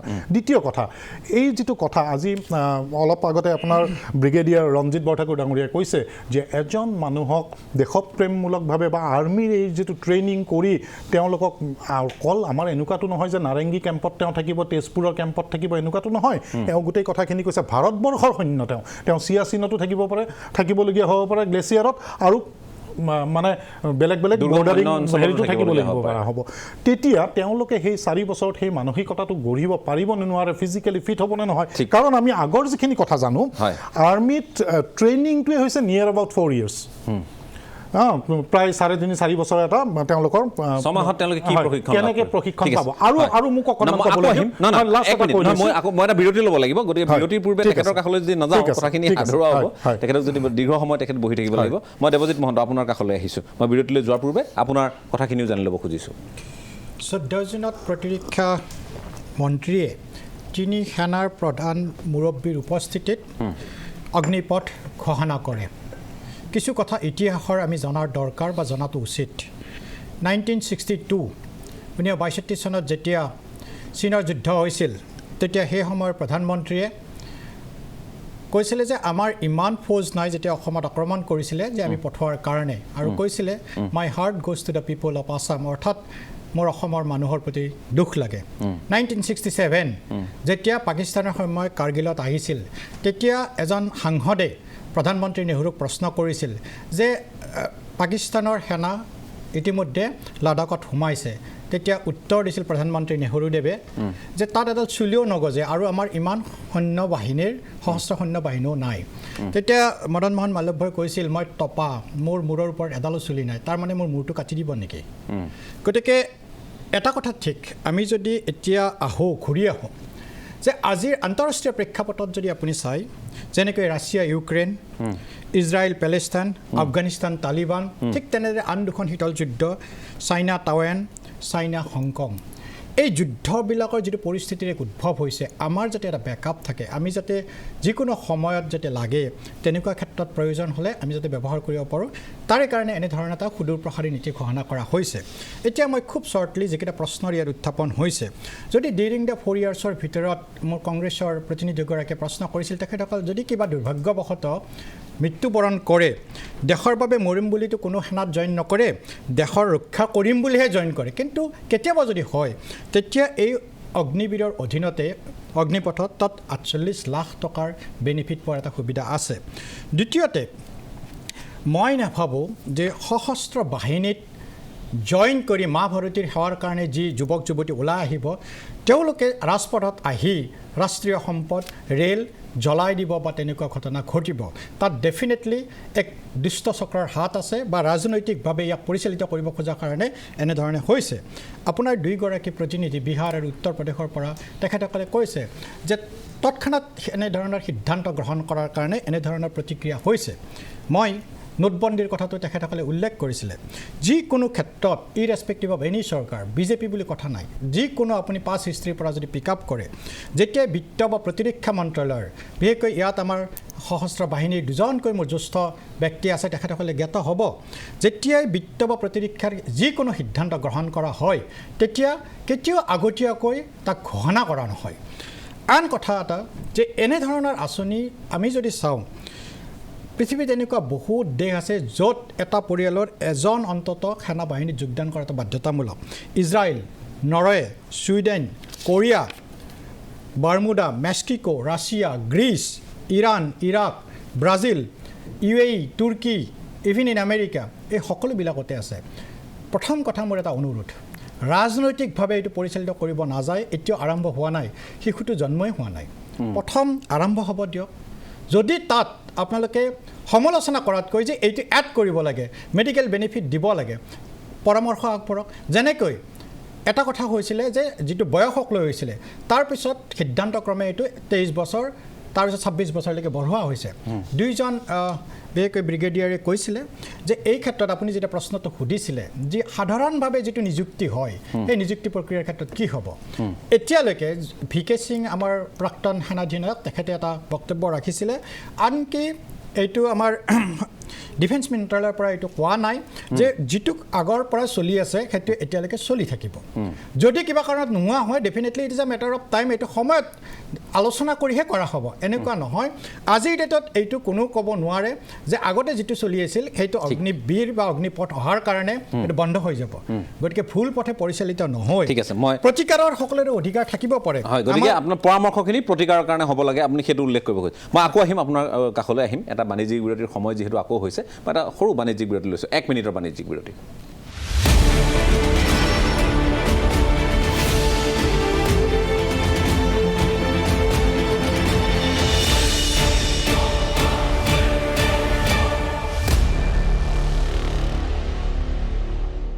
এটা চমু বাণিজ্যিক বিৰতিৰ পাছত আপোনালোকক পুনৰ স্বাগতম জনাইছোঁ আমি যিহেতু কেইবাগৰাকীও আলোচকৰ সৈতে কথা পাতিছোঁ তেওঁলোকে নিজা নিজা মন্তব্য দাঙি ধৰিছে কিন্তু এতিয়া বিষয়টো হৈছে যে এই ধৰণৰ পৰিৱেশ পৰিস্থিতিৰ মাজত আমি যি আলোচনা বিলোচনা বা যিবোৰ অতি শেহতীয়া সংযোজন দেখিছোঁ এইবোৰ কথাই গোটেই বিষয়টো যে ৰাজনীতিৰ মেৰপেচত সোমাইছে সেই কথাখিনি প্ৰতীয়মান কৰিছে কাৰণ বিৰোধীয়ে এই গোটেই বিষয়টোত তেওঁলোকে অংশগ্ৰহণ কৰিব বা বিশেষকৈ কংগ্ৰেছৰ ফালৰ পৰা সোনিয়া গান্ধীয়ে যিখন পত্ৰ দিলে যুৱ শক্তিক উদ্দেশ্যি সেইখনৰ পাছত এইটো অনুভৱ হৈছে যে কংগ্ৰেছে বিষয়টোক লৈ বিজেপিক ৰাজনৈতিকভাৱে একেকা দিবলৈ তেওঁলোকে যত্ন কৰিব আৰু এইটো একেবাৰে স্বাভাৱিক কথা বিৰোধী দলৰ সেই ভূমিকাবোৰ একেবাৰে অমূলক কথা নহয় বা এইবোৰ হ'বই কিন্তু তাৰ লগে লগে আমি দেখিছোঁ যে শাসকীয় পক্ষয়ো তেওঁলোকে এই মুহূৰ্তত কেনেকৈ বিষয়টোৰ পৰা পৰিত্ৰাণ পাব পাৰি সেই বিষয়টোক লৈ চিন্তা চৰ্চা আৰম্ভ কৰিছে আজি গৃহ মন্ত্ৰালয় হওক প্ৰতিৰক্ষা মন্ত্ৰালয় হওক আমি অতি শেহতীয়াকৈ দেখিছোঁ যে শ্বিপিং মিনিষ্ট্ৰীয়েও বিশেষকৈ সৰ্বানন্দ সোণোৱালৰ যিটো শেহতীয়া টুইট দেখিলোঁ তাৰ লগে লগে হৰদীপ সিং পুৰী পেট্ৰলিয়াম মন্ত্ৰালয়ৰ যিটো টুইট দেখিলোঁ গতিকে তেওঁলোকেও চিন্তা কৰিছে যে ৰিজাৰ্ভেশ্যনৰ প্ৰসংগটো এতিয়া প্ৰশ্ন উত্থাপন হৈছিল যে 25% যি অগ্নিবীৰৰ 25% তেওঁলোকৰ অৰ্হতাৰ ভিত্তিত তেওঁলোকৰ পাৰদৰ্শিতাৰ ভিত্তিত তেওঁলোকৰ কৌশল বা বুদ্ধিদীপ্ততাৰ ওপৰত তেওঁলোকক মকৰল কৰা হ'ব বা স্থায়ী নিযুক্তি যিটো পৰম্পৰাগতভাৱে যিটো স্থায়ী নিযুক্তি থাকে সেই ব্যৱস্থাৰ অধীনলৈ তেওঁলোকক অনা হ'ব বাকী থাকিল 75% এই 75% লাভ কৰিব তেওঁলোকে সেনাত সেৱা আগবঢ়োৱাৰ তেওঁলোকে ইয়াত এখন প্ৰমাণপত্ৰ লাভ কৰিব তাৰ লগে লগে নতুন ঘোষণা আহিল কাৰণ ৰাজনীতি আৰম্ভ হৈছে আপোনালোকেও দেখিছে নতুন ঘোষণা আহিল যে কেন্দ্ৰীয় সশস্ত্ৰ বাহিনীসমূহত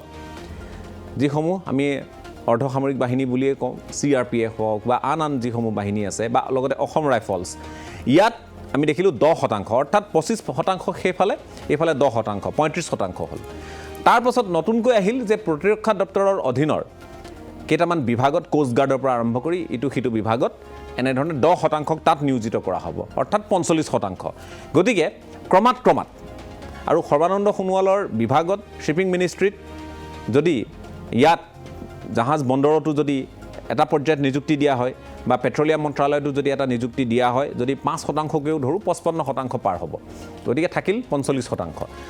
গতিকে তেওঁলোকে ঋণ পাব ইত্যাদি পাব এনেধৰণৰ কথা চলি আছে। গতিকে বিষয়টোৰ সৈতে মোকাবিলা কৰিবলৈ কেন্দ্ৰীয় চৰকাৰ যে আগবাঢ়িছে সেইটো প্ৰতীয়মান হৈছে। মই আকৌ অকণমান সময়ৰ কাৰণে ৰাজীৱ কমলৰ কাষলৈ যাব খুজিছোঁ। राजीव जी, जैसे कि हमने बात की कि अभी हाल ही में डिफेंस मिनिस्ट्री हो, होम मिनिस्ट्री हो और पेट्रोलियम मिनिस्ट्री, उसके बाद शिपिंग मिनिस्ट्री ने भी अनाउंस किया है कि वो अपने क्षेत्र में वो लोग आरक्षण का व्यवस्था करेंगे। तो इस घोषणा के बाद मैं ये जानना चाहूँगा कि बिहार के युवाओं में कुछ रिएक्शंस हैं, उनको लगता है कि ये कारगर साबित होगा और ऐसे ही उनको आगे बढ़ना चाहिए या वो फिर से आंदोलन के पक्ष में रहेगा? या कोई कॉम्प्लेक्सन हो तो उसको दूर करना मुश्किल है। ये डीजीपी का बयान आया है, जो डायरेक्टर जनरल ऑफ पुलिस हैं बिहार के, उन्होंने कहा है कि ये सुनियोजित साजिश के तहत शहर शहर में इस तरह से एक्शन जो हुआ है वो सुनियोजित था, मतलब प्लान्ड वे में किया गया है। किसने किया? साथ ही ये भी किसने किया है, निकल के किसने आया किया? है, डीजीपी ने कुछ कि जो लोग जनवरी में 26 जनवरी को शायद आपको याद हो जी, बहुत हंगामा हुआ था आरआरबी एनटीपीसी करके एक एग्जाम है उसको लेके, तो जो वीडियोग्राफी और सीसीटीवी फुटेज का मिलान किया गया है उसमें कई सारे लोग वैसे हैं जो उस दिन के हंगामा में थे और आज के हंगामा में थे। पुलिस के लिए आजकल आसान होता है फाइंडिंग, क्योंकि हर जगह पे सीसीटीवी लगा है, खास करके पब्लिक प्लेस में, स्टेशन हो, बस स्टैंड हो। ये अब जो बात रही 10% होम मिनिस्ट्री के तरफ से या फिर दूसरे मंत्रालयों के तरफ से, राजदीप मेरा मानना है कि पहले भी जो रिक्रूटमेंट हो रहा था डिफेंस में, उतना रिक्रूटमेंट तो हर साल सरकार कर ही रही है। बाकी जो बचे हुए 1.5 लाख हैं उन लोगों को ट्रेनिंग दी गई होती है। एक समझ की बात है कि जो ट्रेनिंग आर्मी में होती है वो कितना कॉस्टली होता है। सरकार एक प्लान वे के तहत एक बैकअप तैयार कर रही थी, लेकिन इन चीजों को समझाना कहीं और, कुछ दलों ने, कुछ लोगों ने जो विरोध में हर बात करते हैं, उन लोगों ने छात्रों को नो डाउट इस तरह से काम करने के लिए प्रोत्साहित किया है।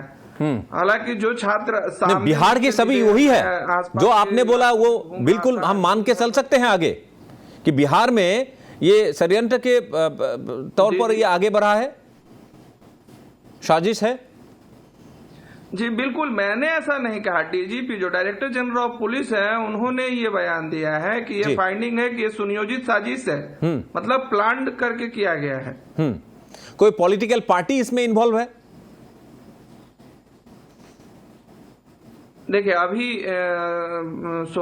पब्लिक में ये किसी पार्टी का नाम लेना उचित नहीं है, लेकिन पूरे लोग जानते हैं कि किसका हाथ हो सकता है, पूरे बिहार के लोग जानते हैं और वो छन के आएगी भी।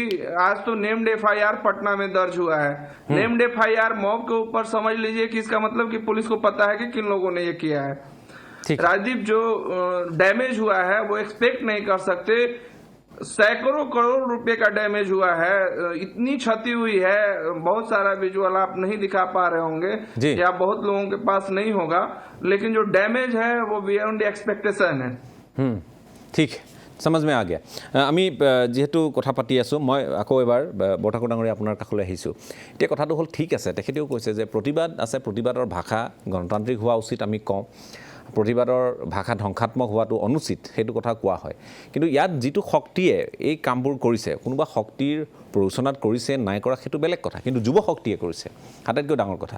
আৰু যিসকলে অগ্নিবীৰ হিচাপে অনাগত সময়ত বা সৈনিক হিচাপে ভাৰত দেশক তেওঁলোকে সুৰক্ষা দিবলৈ, নিৰাপত্তা দিবলৈ তেওঁলোকে আগবাঢ়ি যাব। সময় কম হওক বেছি হওক সেইটো বেলেগ কথা, কিন্তু এই যিটো পৰ্যায়ত কথা বতৰাবোৰ হৈছে, ইয়াত আমি কৈছোঁ যে ৰাজনীতি এতিয়া হ'ব। আপোনালোকে ৰাজনৈতিক চৰ্চা কৰিবলৈ ইয়াত নাই, মই সেইটো জানো। আপোনালোকৰ পৰা মই প্ৰতিৰক্ষা এই ছিষ্টেমটোৰ সৈতে আপোনালোক যিহেতু জড়িত, ব্যৱস্থাটোৰ সৈতে আপোনালোক পৰিচিত, অভিজ্ঞ আপোনালোক, সেয়েহে এই যিটো ক'লে 3.5 বছৰ 4 বছৰ তেখেতে কৈছে যে উচ্চ মান বিশিষ্ট প্ৰশিক্ষণৰ প্ৰয়োজন হয়, 6 মাহত সেইখিনি সম্ভৱ নহয়, তেওঁলোক সাজু হ'বলৈও সময় লাগিব।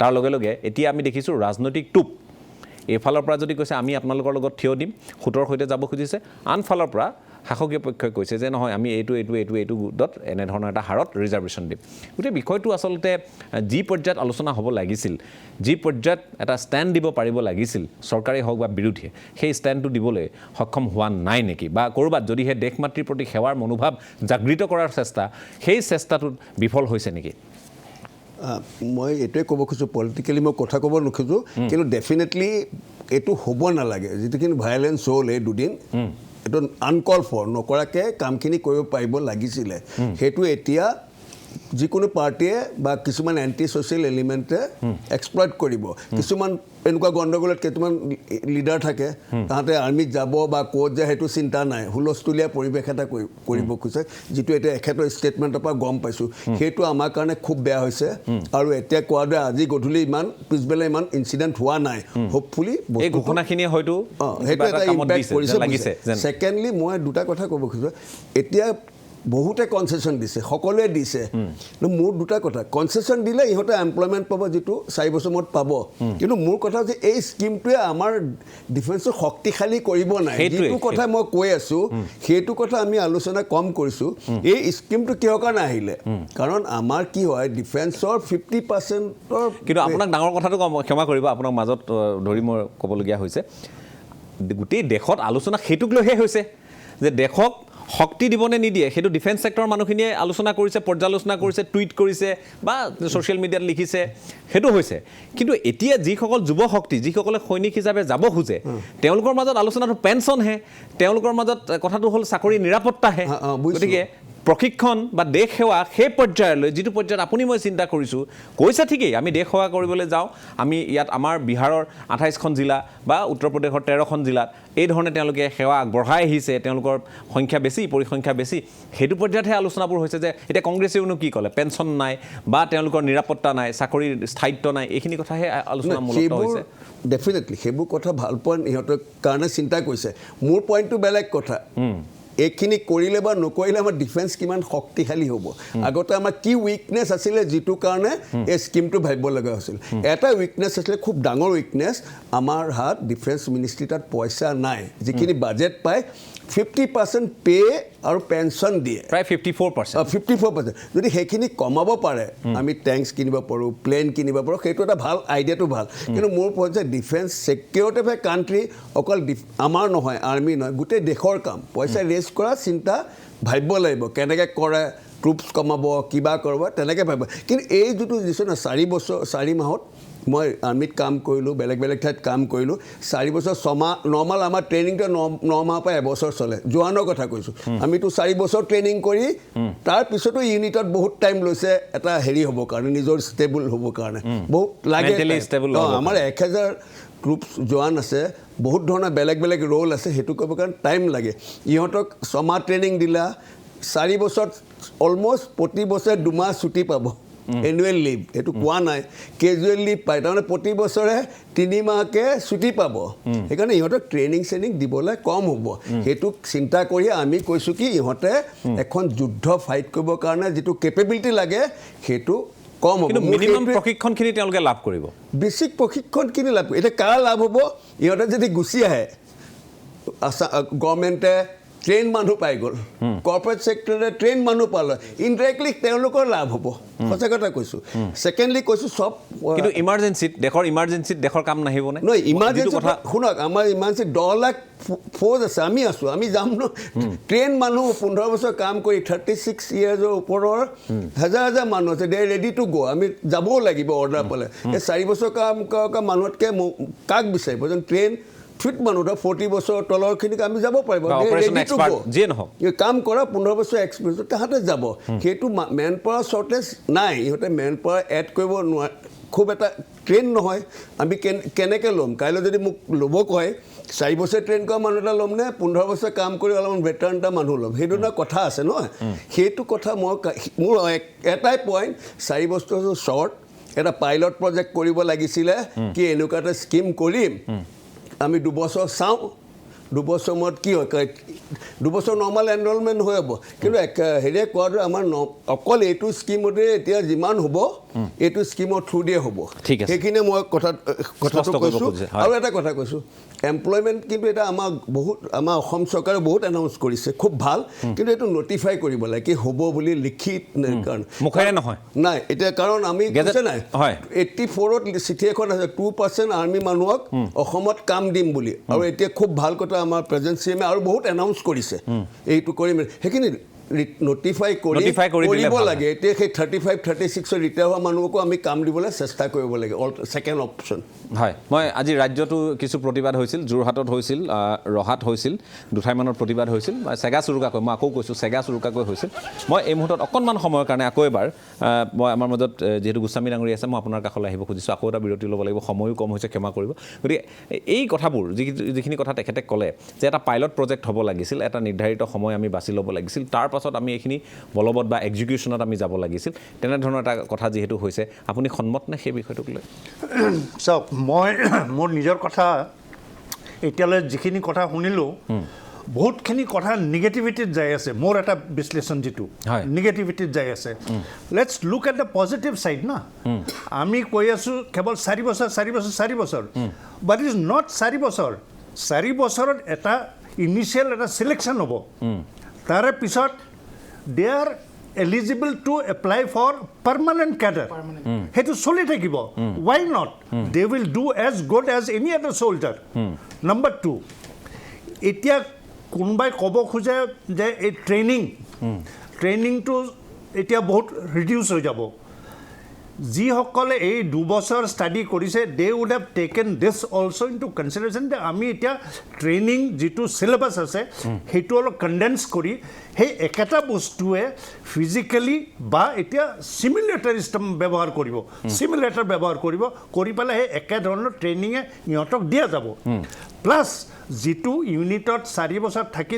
4 বছৰ যে গুড টাইম আমি সেই জৱানজনৰ তেওঁৰ ফিজিকেল ফিটনেছ কেনেকুৱা লয়েলটি কেনেকুৱা কাম কৰিব ইচ্ছা কেনেকুৱা কাম কৰেনে অলপমান লুকাভাকু খেলে এইখিনি 4 বছৰত আমি গম পাম then we do a selection of 25% তাৰপিছত 75 ওলাই যাব পেঞ্চন নাই ইটছ অ'কে কিন্তু এই 25 যেতিয়া আগুৱাই যাব সিহঁতক গোটেইখিনি ফেচিলিটি আহিব এই 75 যিটো আহিব সিহঁতক আমি ৰাস্তাত এৰি নিদিওঁ নহয় কিমানখিনি প্ৰভিজন অলৰেডি এনাউন্স হৈছে এতিয়া অলমোষ্ট 55 to 60% এনাউন্সমেন্ট এটা হৈয়ে গৈছে যদিহে জব সিকিউৰিটিৰ কথা কৈছোঁ কি বস্তুটো আৰম্ভ হ'ব দিয়ক বস্তুটো আৰম্ভ হোৱাৰ আগতে আপোনালোকে ইমানখিনি নিগেটিভ এটা ৱেভ দি পেলাই মানুহবিলাকক কিয় মানে হতভম্ব কৰিব খুজিছে মোৰ কথা হ'ল সেইটো কিছুমানে কয় যে ডেকা ল'ৰা সিহঁতে কেনেকৈ যুদ্ধ কৰিব হেন কৰিব তেন কৰিব মই মোৰ কথাটো কওঁ তাৰে আগতে মই কওঁ আমাৰ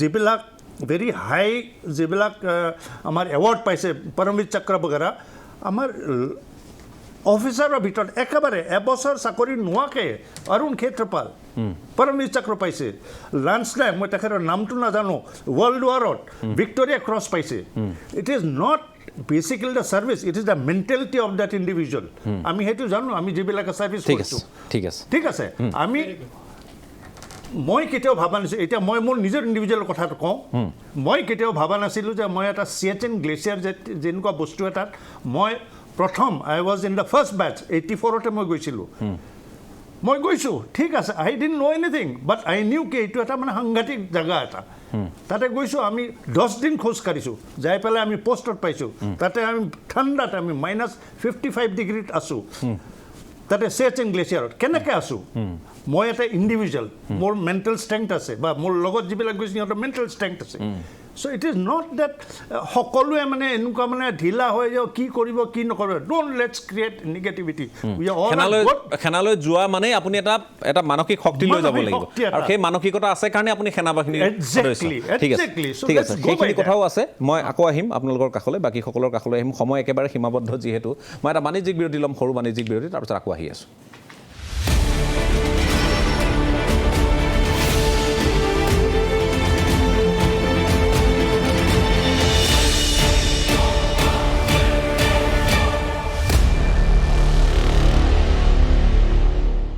এটা চমু বাণিজ্যিক বিৰতিৰ পাছত আপোনালোকক পুনৰ স্বাগতম জনাইছোঁ। আমি শেষ অংশলৈ আমি উভতি আহিছোঁ। কালি ভাৰতীয় সেনাৰ 51 ছাব এৰিয়াৰ যিগৰাকী আমি উল্লেখ কৰোঁ মেজৰ জেনেৰেল বিকাশ চৈনীৰ এখন তেখেতে সংবাদমেল সম্বোধন কৰিছিল। প্ৰায়বোৰ ঠাইতে তেওঁলোকক সংবাদমেল সম্বোধন কৰিবলৈ দিয়া হৈছে। মই তেখেতৰ 2 নম্বৰ ৰিয়েকশ্যনটো লগাব পাৰোঁ নেকি? তাৰমানে সেইটো এইকাৰণে লগাব খুজিছোঁ, প্ৰশ্ন সোধা হৈছিল যে এই যে সশস্ত্ৰ বাহিনীত তেওঁলোকে প্ৰশিক্ষণ ল'ব, 6 মাহীয়া প্ৰশিক্ষণ ল'ব, কিবা প্ৰশিক্ষণ ল'ব, তাৰপিছত তেওঁলোকে ওলাই আহি যদি দিশহাৰা হয় আৰু কেনেবাকৈ নেতিবাচক শক্তিসমূহে যদি তেওঁলোকৰ ওপৰত ক্ৰিয়া কৰে, উগ্ৰপন্থী সংগঠন আছে, বিভিন্ন ঠাইত নাক্সাল প্ৰণ এৰিয়া আছে, সেই ঠাইসমূহত যদি তেওঁলোকে গৈ এই ধৰণৰ ৰাষ্ট্ৰ বিৰোধী কাম কাজত লিপ্ত হ'ব নেকি, তেতিয়া তেখেতৰ উত্তৰ কি আছিল মই অকণমান দেখুৱাব খুজিছোঁ। In an army, we draw strength from what? We draw strength from legacy, history, tradition, values, ethos, culture. In these 4 years, grant us that much. We will ensure that he imbibes those qualities when he is with us for these 4 years. And he'll have a better patriotic and nationalist spirit when he leaves our folds and goes outside. And he'll be better equipped, better trained to pick up jobs outside. He's not going to pick up a job. He's not going to take an engagement with what you just mentioned.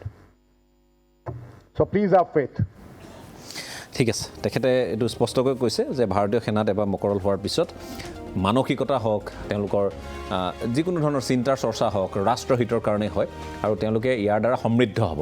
মই আকৌ এবাৰ ৰূপক দাস আপোনাৰ কাষলৈ আহিছোঁ, সময়ো কম, গতিকে মোক অকণমান সময় দিব। এতিয়া এখেতে কৈছিলে যে নেহৰুৰ দিনত এনেকুৱা কথা হৈছিল, সেইবিলাক পুৰণি কথা আছিলে, কিন্তু তাৰ পিছত পাইছে সেইটো কিন্তু কংগ্ৰেছৰ যিটো আপোনালোকে 70 বছৰীয়া শাসন বুলি আপোনালোকে মানে এয়া কৰে, তাৰে এটা ফলশ্ৰুতি।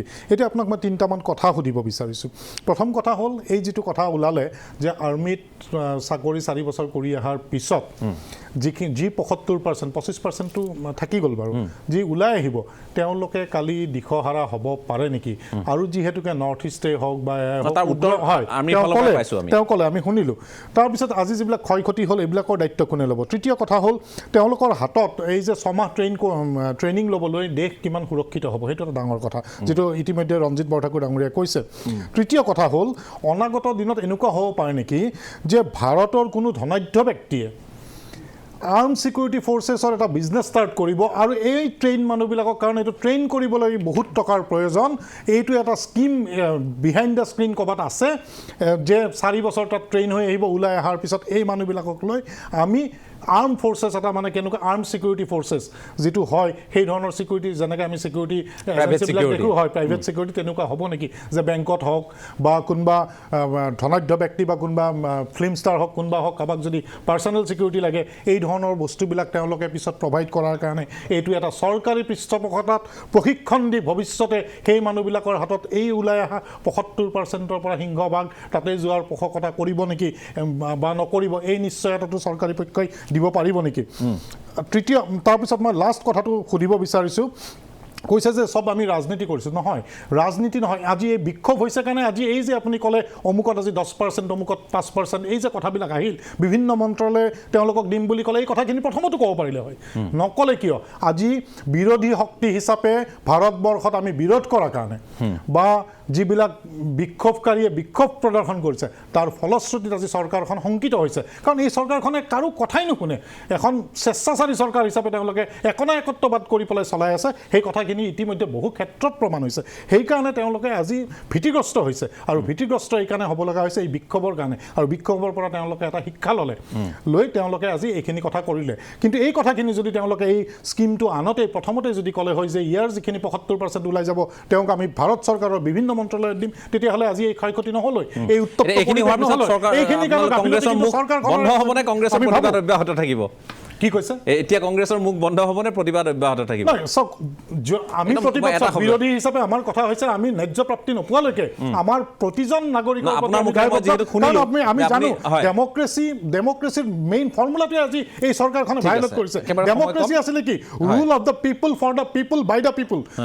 সেই বস্তুটো আজি ক'ত হৈছে? আজি নাই। আজি এজন মানুহে একত্ববাদ, তেওঁৰ কেবিনেট মন্ত্ৰীকেইজনক ফোনটো লৈ পেলাই তেওঁৰ চেম্বাৰত এই ধৰণৰ কথা কৈ সেইটো বিষয় জৰুৰী, সেইটো আলোচনাত লাগে। হঠাৎ আছে, কিন্তু আজি সেইটো প্ৰসংগ নহয় যিহেতু। কিন্তু পণ্ডিত নেহেৰু এই ধৰণৰ ব্যক্তিত্ব ঠিক আছে, ঠিক আছে, ঠিক আছে। সেইকাৰণে তেখেতক তেওঁৰ লগত মিলালে আমি দুখ পাওঁ। ডক্টৰ দেৱজিৎ ভণ্ড, মই আপোনাক উপায় নাই, আপোনাৰ পাছত আৰু মই কাৰো কাষলৈ যাবই নোৱাৰিম, আপোনাৰ কাষলৈ আহিছোঁ, আপুনি শেষত কি ক'ব খুজিব? যোৱা 24 ঘণ্টাত 10খন ৰেল অগ্নিসংযোগ কৰা হৈছে, 340খন ৰেলগাড়ী বাতিল কৰা হৈছে। কিহৰ কাৰণে কৰা হৈছে? মই প্ৰথম এটা শব্দ কৈছিলোঁ, মা ভাৰতীৰ সেৱাত সশস্ত্ৰ বাহিনীত যিয়ে জইন কৰিব খোজে, যোগদান কৰিব খোজে, তেখেতসকলে এনেকুৱা ৰাষ্ট্ৰবিৰোধী কামত কেতিয়াও লিপ্ত নহয়। মই ৰাজনীতি কৰা শব্দটো কিয় কৈছিলোঁ? ৰাজনীতি কৰা শব্দটো মই এইকাৰণে কৈছোঁ যে এখন প্ৰিমেচিউৰ লেটাৰ আমি আশা কৰা নাছিলোঁ সোনিয়া গান্ধীয়ে আহক চাওক, চোৱাৰ পিছত তেখেতসকলে তেখেতক কৈ ল'ব। দ্বিতীয়তে আমাৰ ৰঞ্জিত বৰঠাকুৰ ডাঙৰীয়া মোৰ জ্যেষ্ঠ, কিন্তু মই নক'লোঁ নহয় কাৰণে ক'ব লগা হৈছে। তেখেতে কৈছে যে এনেকুৱা আৰ্ম ফ'ৰ্চ কৰাতকৈ যদি জৰুৰী অৱস্থা হয়, আমি বেকআপ ফ'ৰ্চ ৰখাতকৈ কালি যদি যুদ্ধ লাগে তেতিয়াহ'লে পুৰণিখিনিক ৰিকল কৰিব পাৰে। হয়, অবভিয়াছলি আমি ক'ত ৰিকল কৰিব পাৰিম? আজি যদি বৰঠাকুৰ ডাঙৰীয়াক আমি ৰিকল কৰোঁ, পলিচি মেকিঙত কৰিব পাৰিম, কিন্তু তেখেতক নি পেলাই আমিতো যুদ্ধক্ষেত্ৰৰ সেই স্থলীত যুদ্ধ কৰিবৰ কাৰণে ক'ব নোৱাৰোঁ, সেইটোতো মানসিকতাই নকয়। গতিকে আমাক বেকআপৰ জৰুৰী আছে। দ্বিতীয়তে তেখেতে ডিফেন্স এটা ট্ৰেইনিঙৰ কথাটো ওলাইছে, এই 6 মাহত ট্ৰেইনিং হয় নেকি?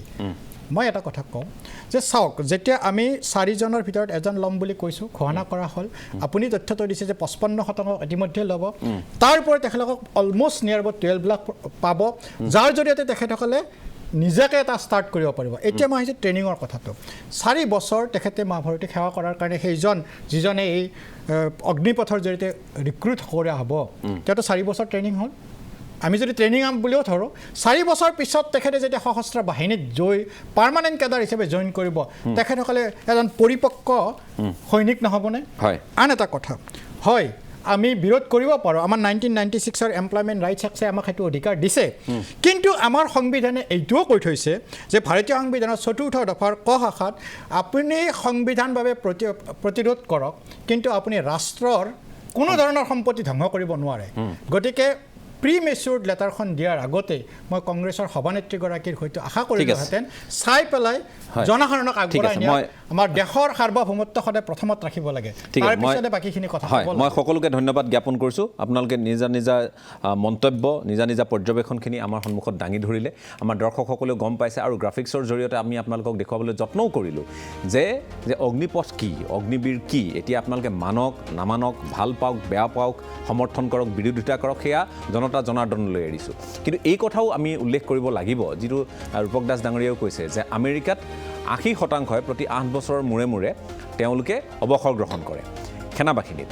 ইজৰাইলৰ প্ৰসংগ আপোনালোকে জানে, চীনৰ কথাও ইতিমধ্যে কোৱা হৈছে, আৰু লগতে এটা বৰ সাংঘাতিক সমীক্ষা, এই সমীক্ষাটো আমি উল্লেখ কৰাটো ভাল হ'ব, নহ'লে কথাবোৰ একপক্ষ যেন হ'ব। সেই সমীক্ষাটো হৈছে যে দেশৰ এই 25 বছৰত এই অৰ্থৰ গৰাকী হোৱা 2%হে আমাৰ সেই যুৱশক্তি আছে, এইটো আমি চাব লাগিব। গতিকে সেই কথাখিনিও আমি একাষৰীয়া কৰি নিশ্চয় ৰাখিব নোৱাৰোঁ। মই সমৰ্থন কৰি কথাটো কোৱা নাই বা মই বিৰোধিতাও কৰা নাই, আমি একেবাৰে নিৰপেক্ষ অৱস্থানত থাকি এই কথাখিনি আপোনালোকক জনাব খুজিছোঁ যে 25%, আকৌ কৈছোঁ ক্ষমা কৰিব, 25 বছৰ বয়সত এই 12 লাখ 13 লাখ টকা তেওঁলোকে লৈ কোনো ব্যৱসায় আৰম্ভ কৰা বা সেয়া নিজৰ ধন হিচাপে তেওঁলোকে গণ্য কৰি আগবঢ়া 2%হে আমাৰ যুৱশক্তি আছে। এই কথাটো আমি একেবাৰে আওকাণ নিশ্চয় কৰিব নোৱাৰোঁ। বাকী বিচাৰ আপোনালোকে কৰিব, চৰকাৰেও চিন্তা কৰিছে, বিৰোধীয়ে নিজাববীয়াকৈ তেওঁলোকে ৰণনীতি যুগুত কৰিছে, আৰু তাৰ প্ৰত্যুত্তৰ দিবলৈ ক'ৰবাত নহয় ক'ৰবাত শাসকীয় পক্ষও সাজু হৈছে। আমি ভাবিম যে এই ৰণৰ মাজত বাকীসকলৰ যাতে মৰণ নহয়, অগ্নিবীৰসকলে তেওঁলোকে দেশক সেৱা কৰিবলৈ মন বান্ধক, আৰু লগতে সেনাবাহিনীত স্থায়ী মকৰল, আৰু লগতে যি আজি প্ৰায় 60 লাখ আমাৰ পদ খালী হৈ আছে আৰক্ষীৰ পৰা সেনাবাহিনীলৈ, সেইখিনি কেনেকৈ পূৰণ কৰিব পাৰি সেই বিষয়টোত গুৰুত্ব দি এই নিবনুৱা সমস্যাটো আমি দূৰ কৰিব বুলি আশা ৰাখিছোঁ, আৰু সেই আশাৰে মই সকলোকে পুনৰবাৰ ধন্যবাদ জ্ঞাপন কৰি আজিৰ পৰ্যবেক্ষণৰ পৰা বিদায় লৈছোঁ। ধন্যবাদ।